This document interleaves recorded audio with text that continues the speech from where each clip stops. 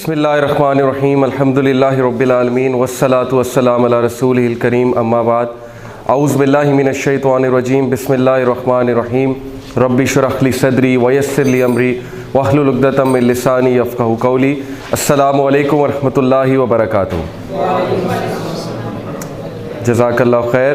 सो इंशाल्लाह today we begin our class with some common questions जो कि यूथ के माइंड में भी होते हैं और हो सकता है कभी आपके माइंड में भी आते हो, but these questions need to be answered. पहला क्वेश्चन जो है वो ये है जो कि अक्सर लोग पूछते हैं कि why does God want us to worship him, कि अल्लाह सुब्हानहू व तआला why he wants us to worship him. Let me write it down. Why Allah wants us to worship him. जी, इसका क्या आंसर देंगे आप? And why God is so egoistic? Nauzubillah. Some people ask why is he so egoistic? उसमें ego क्यों है इतनी कि फॉर एग्ज़ाम्पल जो वर्शिप करेगा उसकी मानेगा वो जन्नत में जाएगा, जो नहीं मानेगा वो जहन्नम में जाएगा। Why is it so? ऐसा क्यों है? फॉर एग्ज़ाम्पल मैं एक टीचर हूँ, मैं आपको पढ़ा रहा हूँ। अब जो मेरी बात मानेगा ठीक है, अच्छी बात है, जो नहीं मानेगा क्या मैं उसे ये कहूँगा कि मैं तुम्हें जहन्नम में डाल दूँगा और आग में जलाऊँगा? फिर why is it so? Okay, Allah को हमारी वर्शिप की ज़रूरत नहीं है। अब्द का क्या मतलब होता है? What is meant by the word अब्द? बंदा, और स्लेव भी कह सकते हैं, ठीक है। Abdullah, slave of Allah, Amatullah, female slave of Allah सुब्हानहू व तआला। ओके, इसका मतलब ये है कि इस्लाम में अल्लाह सुब्हानहू व तआला क्या हमें स्लेव बनाना चाहते हैं अपना? कुछ लोग ये भी पूछेंगे ना, मिसाल के तौर पे एक यंगस्टर ने मुझसे पूछा अभी रिसेंटली, ग्रेड 10 के स्टूडेंट ने, कि अल्लाह कहते हैं कि वमा खलक़तल जिन्ना वल इंसा इल्ला लियअबुदून, मैंने इंसानों और जिन्नों को नहीं बनाया सिवाय इसके कि वो मेरी इबादत करें। Why is it so? क्यों? और भी तो इतने पर्पज़ हैं। ये आस्क्ड मी कि और भी तो इतने पर्पज़ हैं, तो सिर्फ यही पर्पज़ के लिए अल्लाह ने क्यों बनाया इंसान को? टू वर्शिप हिम, यानी कि इंसान फ्री नहीं है, इसका तो ये मतलब हुआ। एक तरफ इंसान को कहा जाता है कि उसमें बहुत अकल है, उसको बहुत बसीरत दी गई, दूसरी तरफ उससे ब्लाइंड फॉलोइंग भी एक्सपेक्ट की जाती है। आप समझ रहे हैं क्वेश्चंस? ये फ़िलासफ़ी के कुछ क्वेश्चन हैं, फ़लसफ़े के, जो एथियस्ट और ऐसे लोग जो कि रिलीजन से बेजार हैं, खुदा से बेजार हैं, वो इस तरह के सवाल खड़े करते हैं ला के कि क्या मतलब है कि एक तरफ हमें अकल भी दी गई, बसीरत भी दी गई, दूसरी तरफ हमें ये भी कहा जा रहा है कि मेरी ही मानो। ओके, ठीक है, अच्छी कोशिश है। उन्होंने कहा कि अकल, basically what she is trying to say is कि अकल अल्लाह ने इंसान को इसलिए दी है कि अकल को यूज़ करते हुए वो अल्लाह सुब्हानहू व तआला को पहचाने और फिर अल्लाह सुब्हानहू व तआला को पहचान कर अल्लाह की इबादत करे। ओके, ये एक पर्सपेक्टिव है। स्लेवरी का जो कॉन्सेप्ट है कि हमसे स्लेवरी एक्सपेक्टेड है, और ये सच बात है। ओके, अल्लाह सुब्हानहू व तआला की आप टोन देख लें कुरान में, वो मशवरे की टोन नहीं है।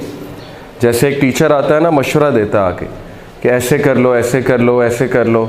अल्लाह की जो टोन है कुरान में वो कमांडमेंट की टोन है, हुक्म की टोन है। सो इट मीन्स कि अल्लाह इज़ द सॉवरेन, अल्लाह मालिक हैं और हम अल्लाह के अब्द हैं, हम अल्लाह के बंदे हैं, अल्लाह के ग़ुलाम हैं, अल्लाह के स्लेव्स हैं, और हमसे कंप्लीट सबमिशन रिक्वायर्ड है। या अय्युहल्लज़ीना आमनू उदखुलू फ़िस्सिल्मि काफ़्फ़ा वला तत्तबिउ खुतुवातिश शैतान इन्नहु लकुम अदुव्वुम मुबीन। ए लोग जो ईमान लेकर आए हो, इस्लाम में पूरे के पूरे दाखिल हो जाओ। हुक्म का सीगा है, मशवरा नहीं है, हुक्म है। ओके, ज़कात दो, ये हुक्म है, ये मशवरा नहीं है। इसका मतलब है कि yes, we are slaves of almighty Allah. ठीक है, ये चीज़ तो साबित है कि हमसे एक्सपेक्टेड है। इन्ना स्वलाती व नुसुकी व महयाया लिल्लाहि रब्बिल आलमीन, इसका क्या मतलब है? कुल इन्ना स्वलाती, कह दीजिए कि मेरी नमाज, व नुसुकी व महयाया, और मेरी कुर्बानी और मेरा जीना और मेरा मरना सिर्फ़ किसके लिए? अल्लाह रब्बुल आलमीन के लिए। व्हाट इट मीन्स कि हर चीज़ अल्लाह के लिए। इसका मतलब है कि we have to submit wholeheartedly. Okay, तो फिर इसका मतलब है कि वो सही कहते हैं कि फिर तो अल्लाह सुब्हानहू व तआला wants us to worship him and to be a slave to him, to listen to him only. तो इसका जवाब कैसे आप देंगे? चले मैं आपको बताता हूँ। देखें, इस आयत पे गौर करें, सूरह ज़ुमर की चैप्टर 39 वर्स नंबर 29। औज़ु बिल्लाहि मिनश शैतानिर रजीम। ज़रबल्लाहु मसलन रजुलन फ़ीही शुरकाउ मुतशाकिसूना व रजुलन सलामन लिरजुलिन हल यस्तवियानी मसला। ज़रबल्लाहु मसला, अल्लाह पुट्स फोर्थ अ सिमिलिट्यूड, अल्लाह एक मिसाल पेश करते हैं।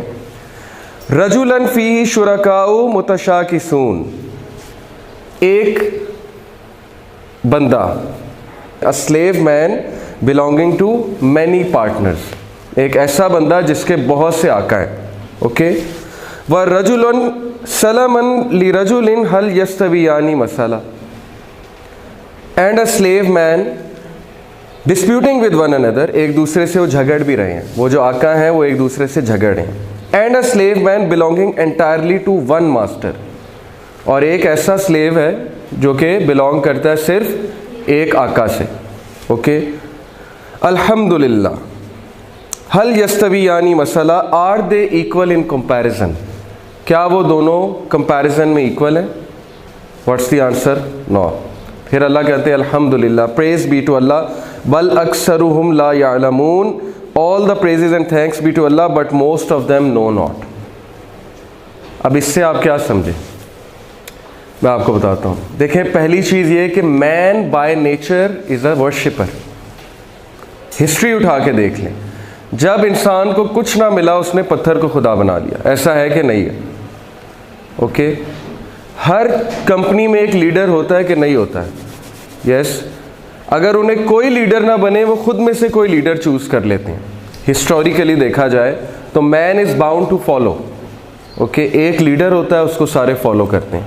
यस, एक लीडर, एक पॉलिटिकल लीडर, एक किंग हो सकता है, उसको सारे फॉलो करते हैं। पत्थर को खुदा बना लिया, सोने की गाय बना ली, उसको खुदा बना लिया।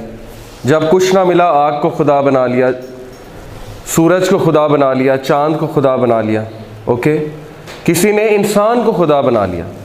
जैसे बॉलीवुड की आप मूवीज़ देखते हैं, उसमें आप गाने जो है उनके लिरिक्स पे गौर करें, उन्होंने महबूब को क्या बनाया हुआ है? खुदा बनाया हुआ है। इश्क को और महबूब को उन्होंने खुदा बनाया हुआ है, नफ्स को। यस। और जब कुछ भी नहीं बचा, कोई इंसान भी नहीं बचा, तो फिर उन्होंने नफ्स को खुदा बना लिया। व्हाट डू यू थिंक कि एब्सोल्यूट फ्रीडम पॉसिबल है इस दुनिया में? एरिस्टोटल का कोट है कि एब्सोल्यूट फ्रीडम एक धोखा है, डिसेप्शन है, जो कहता है कि मैं टोटली फ्री हूँ, एब्सोल्यूट फ्री हूँ। पहला सवाल तो उससे ये पूछना बनता है कि if you are totally free, तो क्या तुमने चूज़ किया कि तुम्हारी ये नेशनैलिटी होगी, तुम इस घर में पैदा होगे, तुम्हारा कद इतना होगा, तुम्हारे नैन नकुश इतने होंगे? क्या तुमने ये चूज़ किया? तो तुम्हारी बर्थ ही जब फ्रीडम से नहीं हो रही, तो हाउ कैन यू से कि यू आर फ्री? समझ आ रही है आपको? तुम्हारा आगाज़ ही फ्रीडम से नहीं हो रहा है। ओके, दूसरी बात कि जो कहता है कि मैं टोटली फ्री हूँ, वो गलत कहता है। या तो वो माशरे को फॉलो कर रहा है, ओके, या वो कल्चर को फॉलो कर रहा है, या वो पीयर्स को यानी फ्रेंड्स को फॉलो कर रहा है, या वो अपने माशूक की जो है वो फॉलोइंग कर रहा है, उसकी मान रहा है। ओके, या किसी की नहीं मान रहा तो फिर अपने नफ्स की मान रहा है। पीपल ऑफ हवा, अहलल हवा जिन्हें कहते हैं, पीपल ऑफ डिज़ायर्स। क्या करते हैं पीपल ऑफ डिज़ायर्स? कि जो उनका मन कहता है वो करते हैं, मन की मान। ओके, कि मन जो कह रहा है वो करो। मन कह रहा है शराब पीनी तो शराब पियो, और बस लिमिट कोई ना हो, there should be no limit. ये है एथियस्ट, पीपल ऑफ हवा, they are the people of desires. ये जो लोग एथियस्ट हो जाते हैं, जो लोग लिबरल्स हो जाते हैं, why they become such? Because उनके अंदर से जो आवाज़ आ रही होती है कि मत करो मत करो, वो उस गिल्ट में नहीं रहना चाहते, बल्कि उस गिल्ट को क्रॉस करके सारी बाउंड्स को पार करना चाहते हैं, हदें पार करना चाहते हैं। And that's when they make their नफ्स देयर गॉड। अपने डिज़ायर को, अपने नफ्स को वो खुदा बना लेते हैं, और फिर उनका नफ्स उन्हें डायरेक्ट करता है। जो चीज़ का उनका दिल करता है वो करते फिरते हैं। ओके, ऐसे शख्स के बारे में आता है कि जब तुम शर्म ना करो, हया ना करो, तो जो चाहे करो। सो पहली चीज़ कि एब्सोल्यूट फ्रीडम एक धोखा है। Man can never be free completely. और हिस्ट्री इस बात की गवाह है कि नहीं है। कोई ऐसी कौम बताए जिसका कोई रूलर नहीं था, जिसका कोई किंग नहीं था, जिसके कोई मास्टर्स नहीं थे, सबके थे। तो यहाँ अल्लाह सुब्हानहू व तआला क्या कह रहे हैं कि जब एक ऐसा ग़ुलाम जिसके बहुत से आका हैं, क्या वो बेहतर है कि या वो शख्स बेहतर है जिसका सिर्फ़ और सिर्फ एक आका है, यानी अल्लाह सुब्हानहू व तआला। ओके, अब जिस शख्स के बहुत से मास्टर्स होंगे, वो डिस्प्यूट भी कर रहे हैं आपस में, तो वो शख्स की ज़िंदगी में क्या होगी? कन्फ्यूजन बहुत ज़्यादा। और यही है, हम अल्लाह को तो खुदा नहीं मानते, अल्लाह के आगे तो झुकते नहीं हैं, लेकिन बॉस के आगे भी झुकते हैं। हम समझते हैं रिज़्क़ देने वाला वो बॉस है, वो जो कहते हैं हम उसकी मानते हैं, उसको हम खुदा समझ बैठे हैं ना, बॉस को। जो वो कहेगा हम उसकी मानेंगे, जिस तरह वो कहेगा हम उसकी मानेंगे। पैसे के लिए, प्रमोशन के लिए हम झूठ भी बोलने के लिए तैयार हो जाएंगे। पैसे और प्रमोशन के लिए हम कुछ भी करने को तैयार हो जाएंगे, अपने एथिक्स भूल जाएंगे। ऐसे होता है कि नहीं होता है? अपने पॉलिटिकल लीडर को खुश करने के लिए हम चोरी भी करेंगे, झूठ भी बोलेंगे, रिश्वत भी खाएंगे। उसने किसी को कत्ल करने को कहा, वो भी करेंगे। इसका क्या मतलब है कि हम अपने पॉलिटिकल लीडर की क्या कर रहे हैं? इबादत, परस्तिश कर रहे हैं, ब्लाइंड फॉलोइंग कर रहे हैं। Okay, just to please him. एक आपका वो खुदा हो सकता है कि घर में भी आप किसी की परस्तिश कर रहे हो सकता है बीवी की, हो सकता है माशूका की, हो सकता है किसी और की।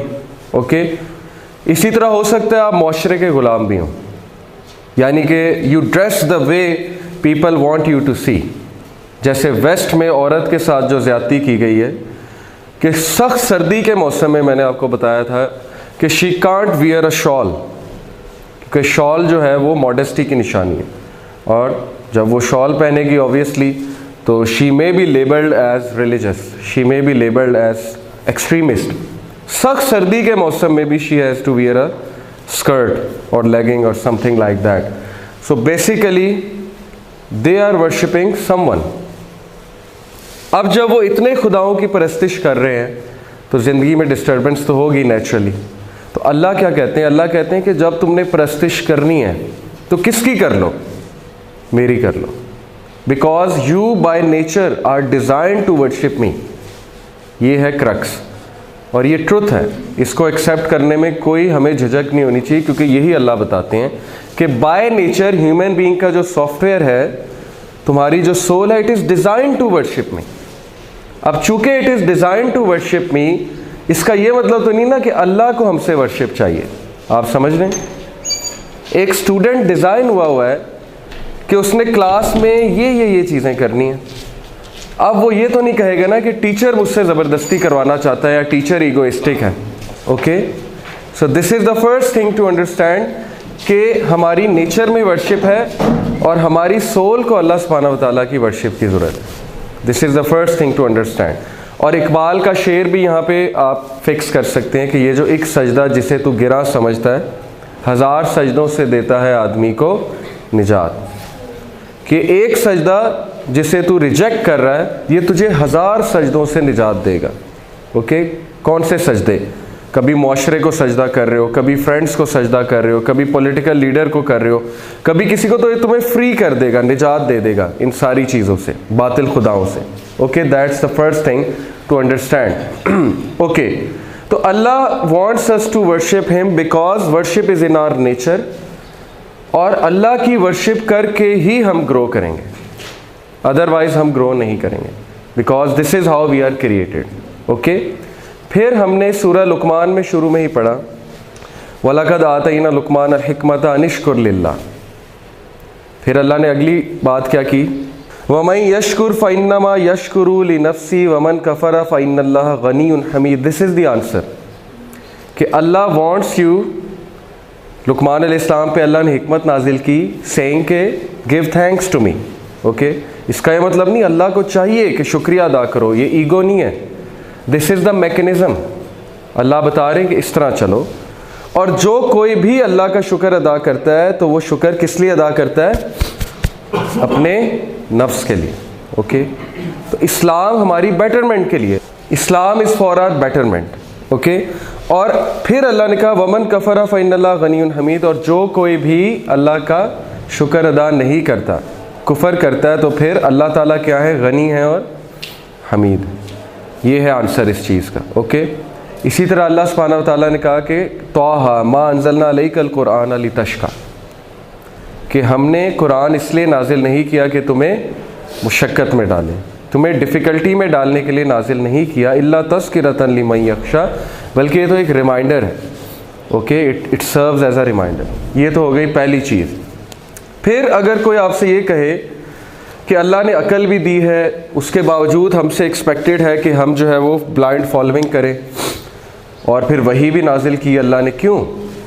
इसका आंसर ये है कि अल्लाह सुब्हानहू व तआला ने इंसान को अकल और फितरत इसलिए दी है ताकि वो उसको यूज़ करते हुए गुडनेस को रीच करे। Okay, reach goodness, and then वही is the ultimate criteria to जज। अल्लाह ने कुरान का एक नाम बताया अल फुरकान। अल फुरकान क्या होता है? The criterion. Okay, the combination of फितरत, अकल एंड वही is going to solve human problems. If you only use अकल एंड फितरत, तो फिर उसके लिए वार्निंग है। अल्लाह कहते हैं कि मईशतन ज़नका, कि फिर मैं इनकी मईशत तंग कर दूंगा अगर ये मेरी वही से आराज़ करेंगे। वमन आरज़ा अन ज़िक्री फ़इन्नहु मईशतन ज़नका, कि अगर ये मेरी वही से, मेरे ज़िक्र से आराज़ करेंगे, भागेंगे, तो फिर इनकी मईशत तंग हो जाएगी, यानी they will have a difficult life. Why? अगर कोई कहता है नहीं अकल और फितरत इनफ है, अकल और फितरत में बाय द वे आप फ़र्क तो समझते हैं ना। फितरत क्या है? मैं आपको एग्जांपल देता हूँ। एक डॉक्टर है, ओके, एक डॉक्टर जो है वो पेशेंट का इलाज करते हुए 3 चीज़ें यूज़ करता है। नंबर 1 अकल। अकल क्या है? उसकी अकल, उसको समझ आ रही है ना कि इसको ये मसला है, उसकी अकल में है, और वो अकल यूज़ करते हुए एक मेडिसिन दे रहा है। ओके, दूसरी चीज़ फितरत। उसकी फितरत कहती है कि ये गलत मेडिसिन मत दो, है कि नहीं ऐसा? ओके, उसकी फितरत कह रही है कि इसको गलत मेडिसिन मत दो, यानी कि just to please the pharmaceutical industry don't give that person a wrong medicine, ये उसकी फितरत कह रही है। या इसका ऑपरेशन ऐसे ना करो, ये उसकी फितरत कह रही है। बट इन 2 के अलावा वो तीसरी चीज़ क्या यूज़ करता है? कोई मैनुअल होता है कि नहीं होता है उसके पास मेडिसिन का? देखता है ना मैनुअल, ओके, स्टडी करता है उसको, फिर जाके इलाज करता है। तो अगर हम किसी को कहें जी कि नहीं बस अकल और फितरत के मुताबिक इलाज कर दो, तो हाउ इज़ इट पॉसिबल? जब तक कोई मैनुअल नहीं होगा। ये इसी तरह है कि मैं एक मेडिकल स्टूडेंट को कहूँ कि ना तुम्हें कोई बुक मिलेगी, ना कोई टीचर मिलेगा, ना कोई इंस्ट्रक्शंस मिलेगी, अकल और फितरत को यूज़ करते हुए डॉक्टर बन जाओ। Is it possible?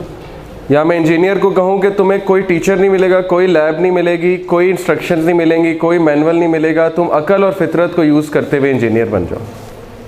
तो यू नीड अ मैनुअल, और that manual is the ultimate source to check कि आप ठीक हैं कि आप गलत हैं। तो अल्लाह ने इंसान को बिल्कुल दी अकल और फितरत, लेकिन क्या अकल और फितरत का मेयार हर एक का सेम है? मिसाल के तौर पे हम 10-12 लोग बैठे हैं, क्या हम सब की अकल सेम लेवल पे है? अकल डिपेंडेंट है, कितने फैक्टर्स पे डिपेंडेंट है जी? एक्सपीरियंस पे डिपेंडेंट है कि नहीं अकल?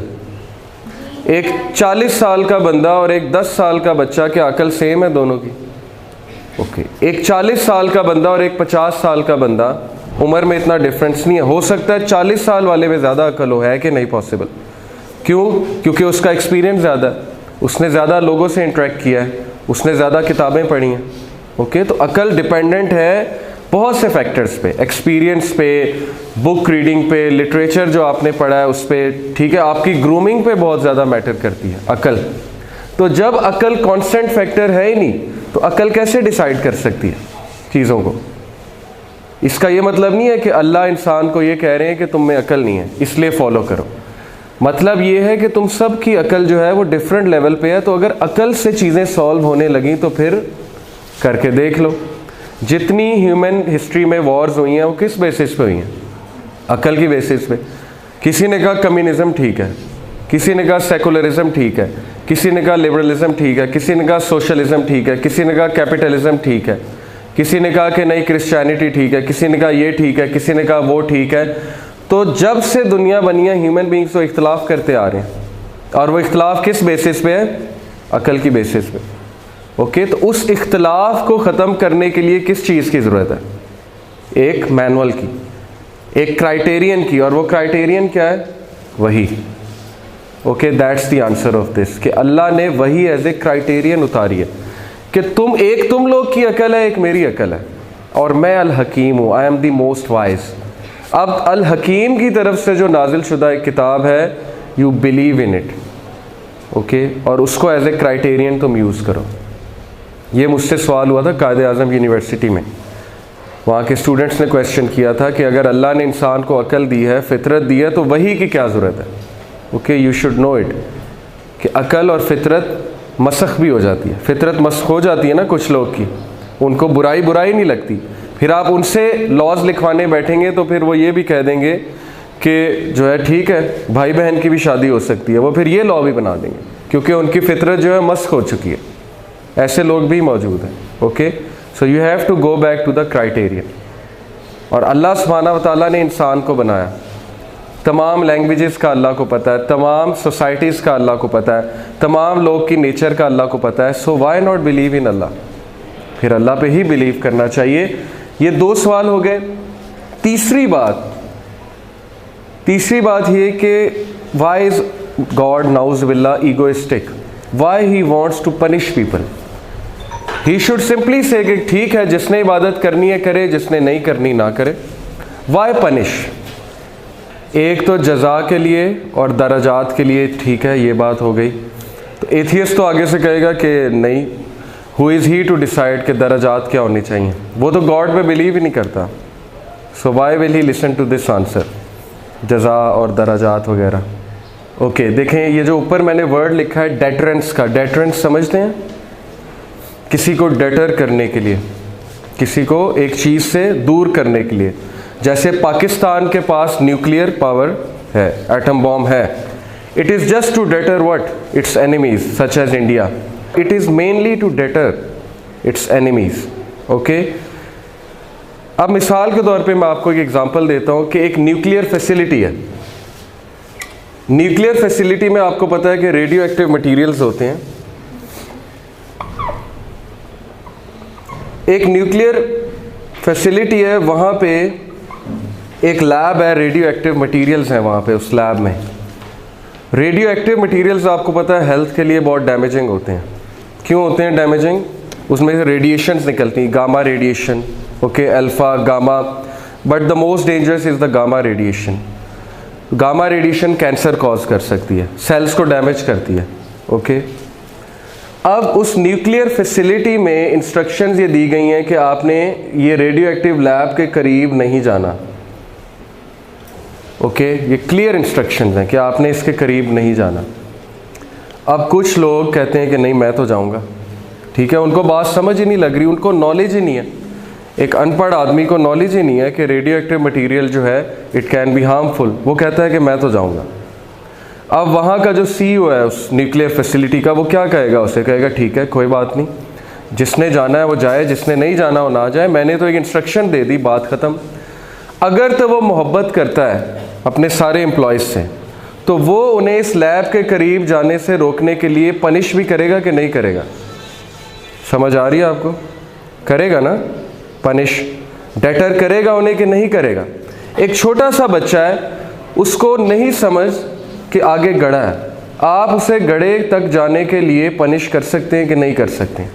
कर सकते हैं, क्योंकि उसको समझ नहीं है। सेम इज़ द केस, शिर्क तमाम बुराई की जड़ है। ओके, जिस तरह radioactive material will harm you, naturally it will harm you, you can't say that it won't harm me, क्योंकि naturally it is design to harm you. Similarly शिर्क is design to harm you. शिर्क अंधेरा है, शिर्क जो है वो तारीकी है। इसीलिए अल्लाह सुब्हानहू व तआला ने इतनी ज़बरदस्त डेटरेंट्स दी है कि शिर्क करोगे तो हमेशा के लिए जहन्नम में जाओगे, खालिदीना फ़ीहा अबदा, हमेशा हमेशा के लिए जहन्नम में रहोगे अगर शिर्क करोगे। This is for deterrents. और ये डेटरेंट्स आउट ऑफ एंगर है या आउट ऑफ लव है?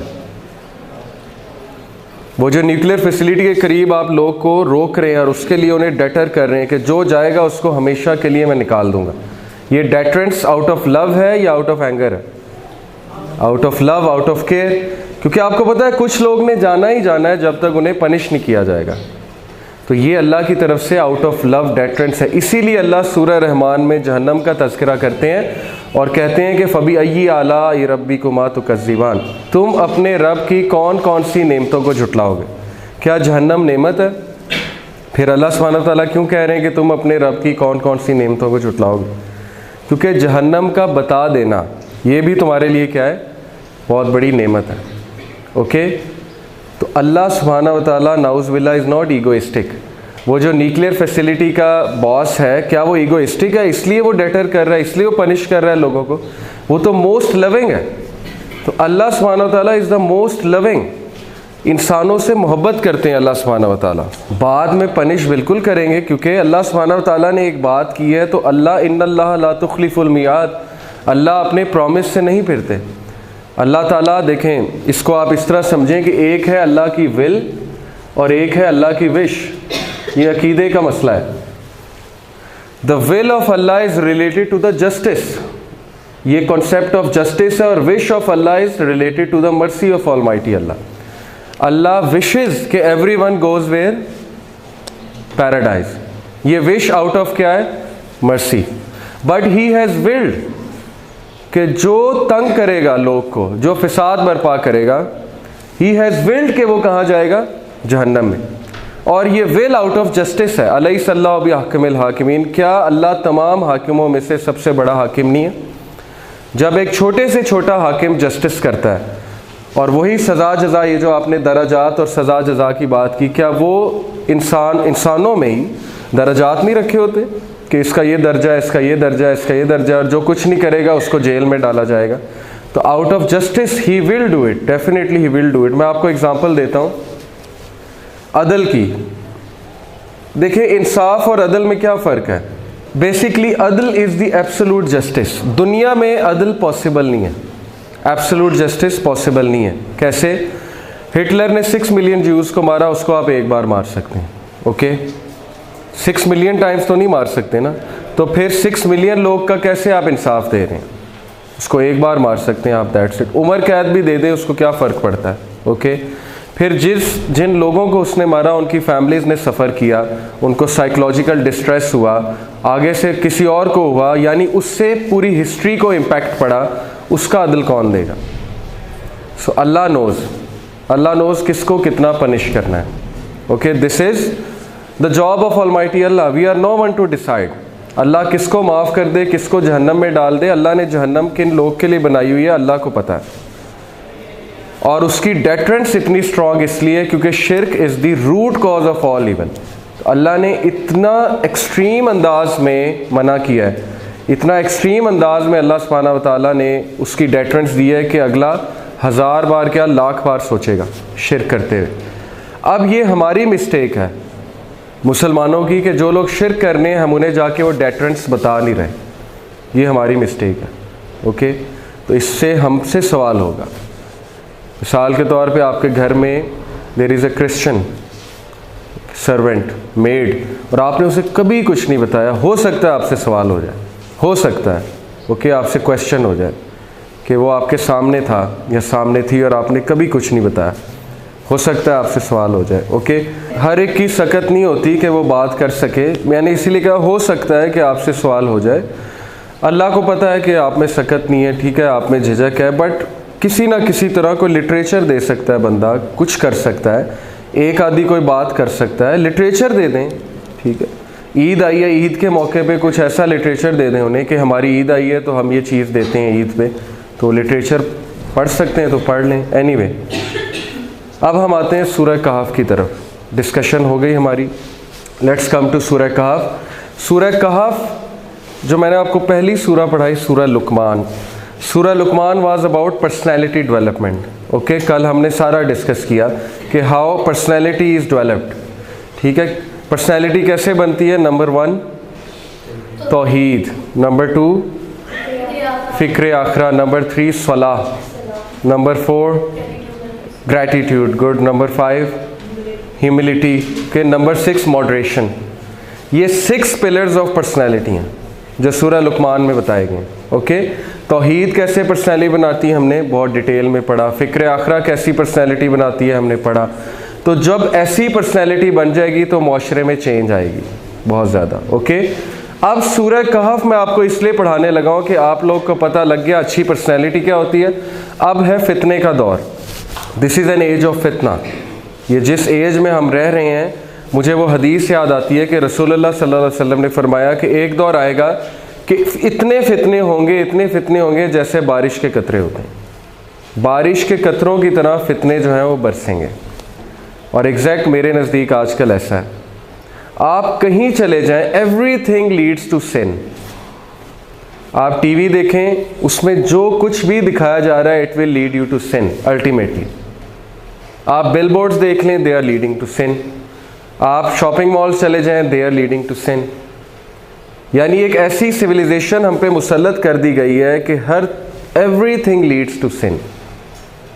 पोर्नोग्राफी इंटरनेट पे किस तरह अवेलेबल है, कितनी एक्सेसिबल है, विद इन वन क्लिक, जिसमें खुदा खौफी नहीं हो, within one click everything can be there. Okay, एक youth, there was a youth, एक क्लिप था कि एक शेख तकवे पे दर्स दे रहे होते हैं, गॉड कॉन्शियसनेस पे और तकवे पे। तो एक यूथ खड़ा होता है आप ही की तरह का, और वो रोने लग जाता है लिटरली। ये वीडियो यूट्यूब पे मौजूद है। और वो रोते रोते शेख को कहता है कि क्या तकवे की बात कर रहे हैं, व्हाट तकवा, क्या आप कभी मस्जिद से बाहर निकलें? आप मस्जिद से कभी बाहर ही नहीं निकले, इसलिए आप तकवे की बात कर रहे हैं। आप कभी मेरी यूनिवर्सिटी में आए, मेरे आगे जो खातून बैठी होती है, जो फीमेल स्टूडेंट है, मैं आपको बता नहीं सकता कि उसने क्या पहना होता है, तो आप किस तकवे की बात करते हैं? और हम पे मुसल्लत किया गया है ये, मुझे बैठना पड़ता है उसके पीछे, because I have to attend the class. So what तकवा? यही बात है कि ये यूथ को ही पता है कि they are facing what problems. Okay, एक तरफ खुराकें भी ऐसी खिलाई जा रही हैं जिनसे डिज़ायर बिल्ड होती है, ऊपर से को एजुकेशन में भी रख दिया है। अब को एजुकेशन इतनी तबाही फेर रहा है हमारी यूनिवर्सिटीज़ में, आप सोच भी नहीं सकते। यानी जिस बंदे को कोई चांस चाहिए होता है वो किसी को यूनिवर्सिटी में और ऐसे डिपार्टमेंट में दाखिला ले लेता है जहाँ पे ख़वातीन ज़्यादा हैं, बस just to fulfil the desires. तो ये चीज़ बहुत तबाही बर्पा कर रही है हमारे माशरे में। तो ये एक एज ऑफ फितना है, इसमें मटीरियलिज़म भी है, इसमें जो है वो फहाशी का सैलाब है बहुत ज़्यादा, इसमें everything leads to sin, almost everything. So इसमें बचना बड़ा मुश्किल है, लेकिन बच सकते हैं। अल्लाह सुब्हानहू व तआला ने सूरह कहफ में वो सॉल्यूशंस रखे हैं इस एज में बचने के लिए। ओके, वो सॉल्यूशंस क्या हैं, वील डिस्कस टुडे, कि सूरह कहफ फितने की एज में कैसे हेल्प कर सकती है आपकी। क्योंकि ऐसा नहीं हो सकता कि अल्लाह सुब्हानहू व तआला ने कुछ चीज़ डिज़ाइन की है और उसका सलूशन नहीं रखा, ऐसा नहीं हो सकता। ओके, सूरह कहफ के बारे में पहली चीज़ तो ये आती है इसकी फजीलत के बारे में कि जो शख्स भी हर जुम्मे को सूरह कहफ पढ़ेगा तो क़यामत वाले दिन ये इसके लिए लाइट बन के आएगी। जब अंधेरा होगा तो it will be a torch light for believers, ये उसके लिए लाइट होगी और ये उसको गाइड करेगी, रास्ता दिखाएगी, क्योंकि उस वक्त अंधेरा बहुत ज़्यादा होगा। क्योंकि एक ऐसी सुरंग या ऐसी कोई जगह आएगी जहाँ पे अंधेरा बहुत होगा, तो वहाँ पे सूरह कहफ जो है आपके लिए लाइट बन के आएगी। सूरह कहफ के बारे में ये भी आता है कि दज्जाली फितने के हवाले से सूरह कहफ की बहुत इंपॉर्टेंस है। ओके, सूरह कहफ के बारे में आता है कि जो शख्स इसकी फर्स्ट 10 आयत को याद करता है, that person will be save from the फितना ऑफ दज्जाल। और एक हदीस में आता है कि लास्ट 10 आयत, ओके, फर्स्ट 10 भी है, लास्ट 10 भी है, तो एहतियातन फर्स्ट 10 आयत भी आपको याद होनी चाहिए, लास्ट 10 भी याद होनी चाहिए। बट याद होने से मुराद है कि आपको उसकी थीम पता होनी चाहिए, फर्स्ट 10 आयत और लास्ट 10 आयत की।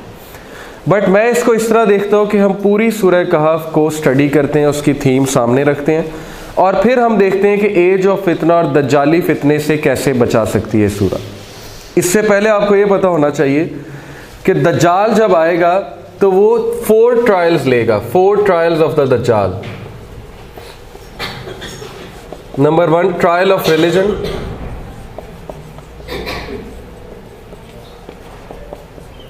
Trial of wealth, trial of knowledge और ट्रायल ऑफ अथॉरिटी।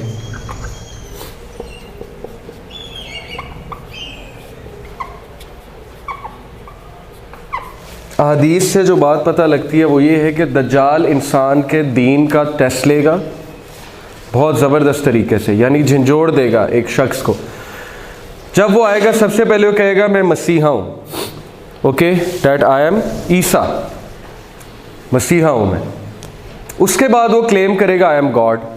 इसीलिए रसूलुल्लाह सल्लल्लाहु अलैहि वसल्लम ने कहा कि मैं तुम्हें दज्जाल के बारे में एक चीज़ बताता हूँ जो किसी नबी ने नहीं बताई किसी को, अपनी उम्मतीस को। वो ये है कि your lord is not one eyed whereas दज्जाल इज़ वन आइड। तुम्हारा रब काना नहीं है जबकि दज्जाल काना है। उसकी एक आंख होगी, एक आंख जो है वो ख़राब होगी और एक आंख से वो देख सकेगा। इसकी इंटरप्रिटेशन डॉक्टर इसरार रहीमहुल्लाह ने की है जो मुझे बहुत पसंद है। ऑल्दो हमारे जो उलमा हैं वो अहदीस की कह लें कि इंटरप्रिटेशन करने से मना फरमाते हैं, लेकिन खैर इसमें अब्दुर्रहमान मदनी जिनका ये इंस्टीट्यूट है वो कहते हैं कि सहाबा ने भी तावील की है, तो इस मौजू पे कुछ तावीलात की जा सकती हैं। तो बहरहाल ये एक तावील है, ज़रूरी नहीं है बात सही हो।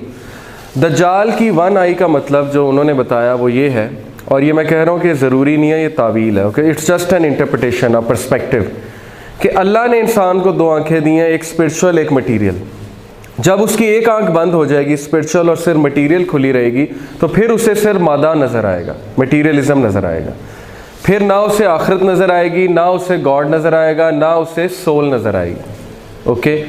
और वेस्टर्न सिविलाइजेशन जो है उसकी एक आंख बंद है, उसका रूहानियत से कोई ताल्लुक़ नहीं है, क्योंकि वो साइंस में इतना आगे चले गए हैं, रैशनैलिटी में और साइंस में और फ़लसफ़े में, कि अब वो सोल को रिजेक्ट करते हैं, गॉड को टोटली रिजेक्ट करते हैं, क्योंकि वो कहते हैं we won't believe what we can't सी।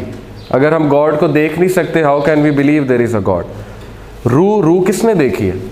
किसी ने नहीं देखी, तो फिर वाई डू यू से कि there is a soul, okay. फिर इसी तरह आखरत किसने देखी है? आखरत, जन्नत जहन्नम किसने देखी है? सो इन सब चीज़ों का नेगेशन है। तो ये ट्रायल ऑफ रिलीजन है और ये बहुत कड़क ट्रायल है। तो वो इंसान का ट्रायल लेगा। एक इंसान उसके सामने आएगा, उसे कहेगा मैं खुदा हूँ, वो मानेगा नहीं। वो क्या करेगा कि कत्ल कर देगा, उसको चीर देगा फ्रॉम द मिडल, और उसके बाद उसको ज़िंदा भी कर देगा, जोड़ देगा। तो इर्द गिर्द खड़े लोग एक्सेप्ट कर लेंगे कि वो खुदा है, वो गॉड है। आज मॉडर्न साइंस इतनी तरक्की कर रही है कि शायद ये पॉसिबल हो जाए इन नियर फ्यूचर। ऐसी ये सारी जो निशानियाँ आती हैं, may be they become possible.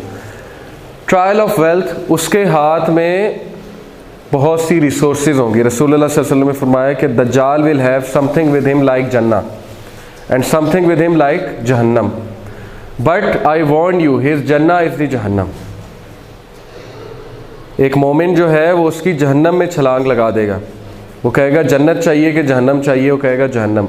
वो उसकी जहन्नम में छलांग लगाएगा और ही विल सक्सीड, वो मोमिन, वो पैराडाइज में जाएगा सीधा, क्योंकि उसकी जहन्नम जो है वो जन्नत है और उसकी जन्नत जो है वो असल में हेल फायर है। इससे ये साबित होता है कि उसके पास बहुत कैरिज्मा, बहुत ग्लैमर होगा। पैराडाइज में क्या है? पैराडाइज में बहुत आसाइशें हैं ना। अब अमेरिकन ड्रीम क्या है? अमेरिकन ड्रीम को 1960s के बाद इतना फ़रोग़ क्यों दिया गया? अमेरिकन ड्रीम पे गाने बनाए गए, अमेरिकन ड्रीम पे मूवीज़ बनाई गई। अमेरिकन ड्रीम क्या है? To attract the world towards the American civilisation. ये अमेरिकन ड्रीम है। उसमें क्या है? You can do whatever you like. Casino में जाओ, मसाज भी कराओ, सब कुछ कराओ। जन्नत बनाई है उन्होंने पूरी। जिसके पास पैसा है वो उस जन्नत में जन्नती है, उनका जन्नती है, ओके। इस तरह आपके पास पैसा है, आप कुछ भी कर सकते हैं इस दुनिया में। दिस इज़ द जन्नत ऑफ दज्जाल टू मी। ये मेरी इंटरप्रिटेशन है कि दज्जाल की पैराडाइज है। ये जितने भी सेंटर्स हैं ना, America, Dubai, all these places, these are the paradise of दज्जाल, क्योंकि धोखा है। द वर्ड दज्जाल is derived from the root word दजल। दजल मीन्स व्हाट? Great deception. ये जो मेरी वर्कशॉप है, द ग्रेट डिसेप्शन, इसका मतलब है दजल, बहुत ज़्यादा धोखा। ऐसा धोखा कि लोग आइडेंटिफाई भी नहीं कर पाएंगे। ये सराहत करता जाएगा, ये चीज़ उनके अंदर रूह तक सराहत कर जाएगी, उन्हें पता भी नहीं लगेगा कि हमारे साथ धोखा हो रहा है। इतना ज़बरदस्त फितना है दज्जाल का। रसूलुल्लाह सल्लल्लाहु अलैहि वसल्लम ने फरमाया कि आदम अलैहिस्सलाम से लेकर क़यामत तक कोई फितना इतना बड़ा नहीं है जितना दज्जाल का फितना है। जितना बड़ा फितना दज्जाल है। This is the severity of this फितना, ओके। तो उसके पास वेल्थ होगी, रिसोर्सेज होंगी, जिधर जाएगा बाहर ले आएगा, जिधर जाएगा ख़ज़ा ले आएगा। ट्रायल ऑफ नॉलेज, उसके पास गैब का इल्म होगा, नॉलेज होगा, वो आपको ऐसी ऐसी चीज़ बताएगा कि आप फैसिनेट होंगे। अब जैसे जैसे साइंस तरक्की करती जा रही है, इंसान का ईमान हिल रहा है। आप यकीन करें, मैं आपको गारंटी देता हूँ, अगर आपको दीन का नॉलेज नहीं है और आप लम्स चले जाते हैं, आपका दीन शेक हो जाएगा। ये मेरी गारंटी है आपको। इसलिए दीन का नॉलेज सीख लें, इससे पहले कि आप जर्मनी में पीएचडी करने चले जाएं, या आप साउथ कोरिया चले जाएं, या कई ऐसी कंट्री में चली जाएं जहाँ पे क्रिटिकल एनालिसिस होता है चीज़ों का, जहाँ पे सारी चीज़ें सिखाई जाती हैं। योर ईमान will shake because they will ask you such questions कि जिनका अगर आपके पास आंसर नहीं है तो फिर। But if you have knowledge of almighty Allah, if you have knowledge of the Quran, तो फिर उनके सवाल कुछ भी नहीं है। फिर आप 1 मिनट में ट्रैक कर लेंगे कि ये they are trying to deceive us, misinformation है और इनकी बस ये बातें हैं। Okay, so you should have knowledge. Trial of authority, उसके हाथ में बहुत अथॉरिटी होगी। ओके, जिधर जाएगा वहाँ अपनी अथॉरिटी जमाता फिरेगा, क्योंकि जाहिर है उसके पास कैरिज्मा होगा, वेल्थ होगा। The one who controls wealth, the one who controls water controls everything. उसके हाथ में वाटर होगा। हदीस में आता है कि जिधर जाएगा बारिश ले आएगा, जिधर जाएगा ख़ज़ां ले आएगा। बारिश से क्या मुराद है? He is controlling the water. Okay, अभी आपको पता है कि मॉडर्न वॉर जो है वो पानी पे होगी। ये पॉलिटिकल एनालिस्ट का एक एनालिसिस है कि पानी पे जंग होगी आगे जाके, वाटर रिसोर्सेज डिप्लीट होने वाली हैं। और सबसे पहले आपको पता है कौन सफ़र करेगा पानी के हवाले से? सब कॉन्टिनेंट का area. According to that article in Time magazine, subcontinent का एरिया सफ़र करेगा सबसे पहले, बिकॉज ऑफ ग्लोबल वार्मिंग। तो आगे पानी की जंग होने वाली है, इंडिया के साथ वाटर के ऊपर जंग, या बाकी कंट्रीज़ के साथ, या कंट्रीज़ के आपस में। तो दज्जाल के हाथ में पानी होगा। आज ज्यूज़ जो है बाकायदा प्रिपेयर करें। व्हेन आई से Jews, what I mean is Zionist, extremist Jews, जो दज्जाल का वेट कर रहे हैं। बाकी जो ज्यूज़ हैं वो हमारी तरह एक रिलीजन को मानते हैं और they are worshipping whosoever they want to worship. When I talk about Jews I mean Zionist. Zionist जो हैं वो बाकायदा तैयारी कर रहे हैं दज्जाल की, बाकायदा वो उसका तख्त सजा रहे हैं। ओके, थ्रोन ऑफ सोलोमोन जो है, टेम्पल ऑफ सोलोमोन, बाकायदा उसका वेट किया जा रहा है दज्जाल का। सो इट मीन्स कि दज्जाल इज़ अबाउट टू कम।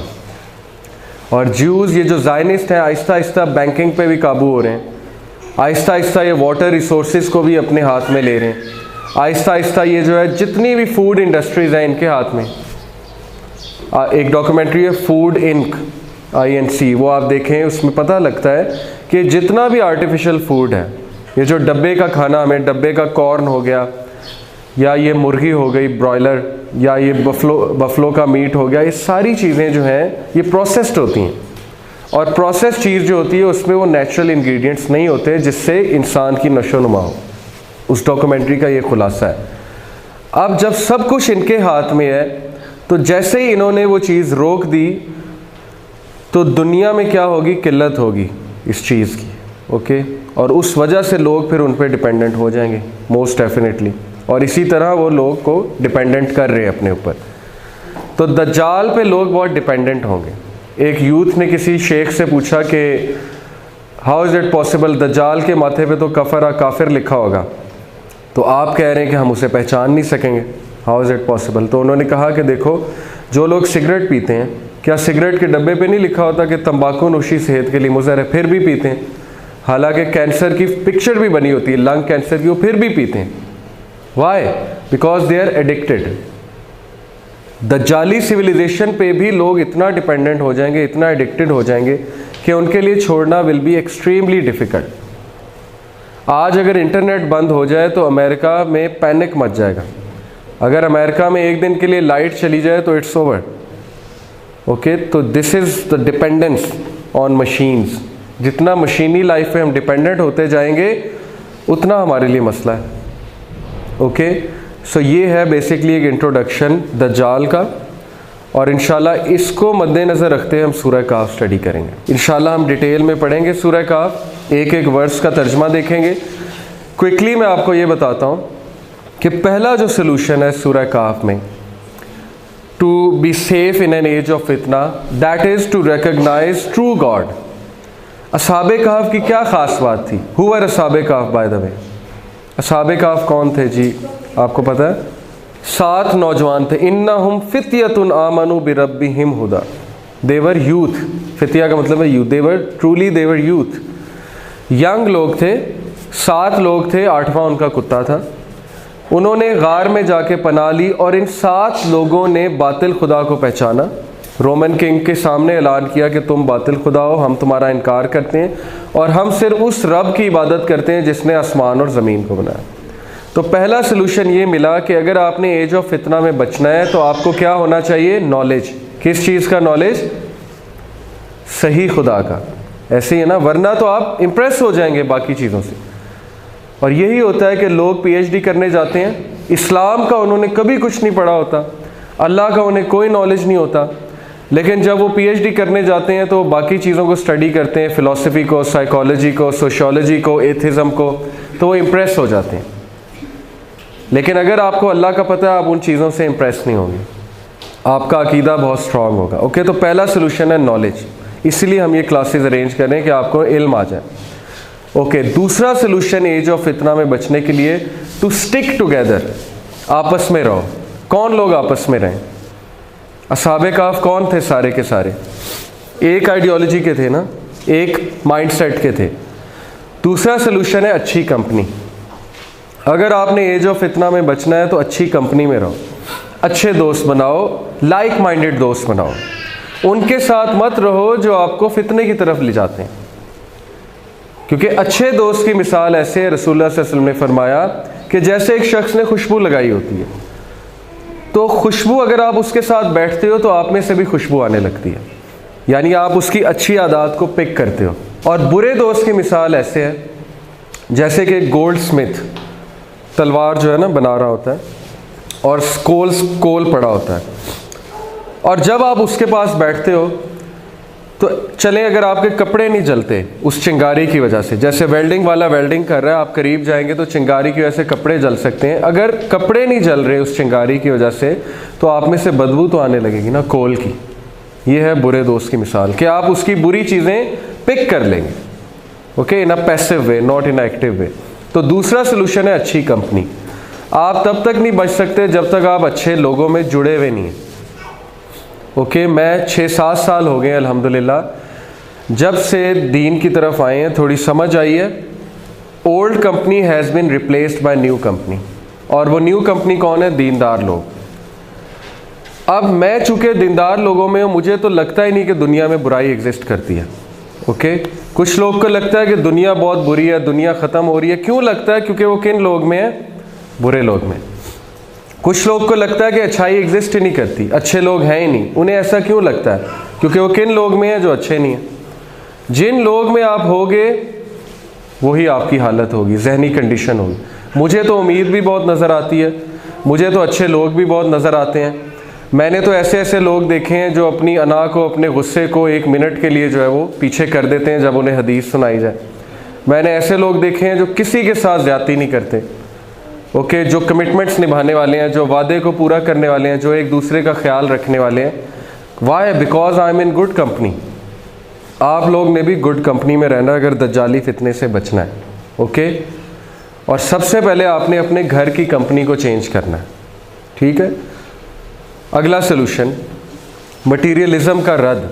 अच्छा, कंप्लीट रद्द नहीं है इस्लाम में, ओके, रहबानियत नहीं है इस्लाम में। मटीरियलिज़म एक हद तक ठीक है, यानी कि आपने जॉब करनी है, पैसा कमाना है, वो एक हद तक ठीक है। लेकिन एक्सेस ऑफ मटीरियलिज़म, जब आप उसको खुदा बना लें और एक्सट्रीमली मटीरियलिस्टिक हो जाएं, जब आप हर इंसान में ये देखें कि उसने कपड़े कैसे पहने, उसके पास गैजेट कौन सा है, सेल फोन कौन सा है, उसने शूज़ कौन से पहने हैं, और उसकी बेसिस पे उसे जज करें, तो ये एक्सेस ऑफ मटीरियलिज़म, ये मादा परस्त सोच है, ये चीज़ गलत है। ओके, जब आप उसका पैसा देखें, माल देखें, शक्ल देखें, ऑल दीज थिंग्स, इसका रद्द है सूरह काफ में, इस चीज़ का, एक्सेस ऑफ मटीरियलिज़म का। तो तीसरा सलूशन है कि मटीरियलिस्टिक मत बने। और मटीरियलिस्टिक आप तभी नहीं बनेंगे जब आप मटीरियलिस्टिक लोगों में नहीं रहेंगे। अगर उन्हीं में रहेंगे, आपकी सुबह शाम मटीरियलिस्टिक लोगों में जो पैसे की बात करते हैं, नफ्स की बात करते हैं, डिज़ायर्स की बात करते हैं, फिर आप भी मटीरियलिस्टिक हो जाएंगे। तो मटीरियलिज़म का रद्द। चौथा सलूशन क्या है? और सलूशन क्या है इसमें? एक तो हो गया नॉलेज, जितना नॉलेज होगा दीन का, एज ऑफ फितना में बचेंगे। दूसरा good company, number 3 materialism, excess of materialism से बचें, अपना माइंड सेट वैसा ना बनाएं, और चौथा है ह्यूमिलिटी। इस एज में जितना नॉलेज आपके पास आए उतना आपको हम्बल हो जाना चाहिए, क्योंकि तमाम का तमाम नॉलेज अल्लाह सुब्हानहू व तआला की ज़ात की तरफ से। ओके, अब ये सॉल्यूशंस कैसे हमने डिराइव किए, इसके लिए हमें इंशाल्लाह पूरी की पूरी सूरह काफ देखनी पड़ेगी। इंशाल्लाह नेक्स्ट वीक यही संडे टाइम नहीं होगा, फ्राइडे और सैटरडे टाइमिंग्स होंगी। फ्राइडे 4 to, बल्कि 4 से हम थोड़ा सा आगे कर देते हैं क्योंकि अब मगरिब आगे जा रही है, तो हम 4:30 कर लेते हैं। ओके, ताकि 1 आवर की क्लास हो और उसके बाद हम कुछ चाय वगैरह पिएँ और फिर मगरिब की नमाज़ पढ़ें। तो 4:30 to 5:30 तकरीबन, और सैटरडे भी 4:30 to 5:30 इंशाल्लाह। जज़ाकुमुल्लाह खैर। अस्सलामु अलैकुम व रहमतुल्लाहि व बरकातुहू।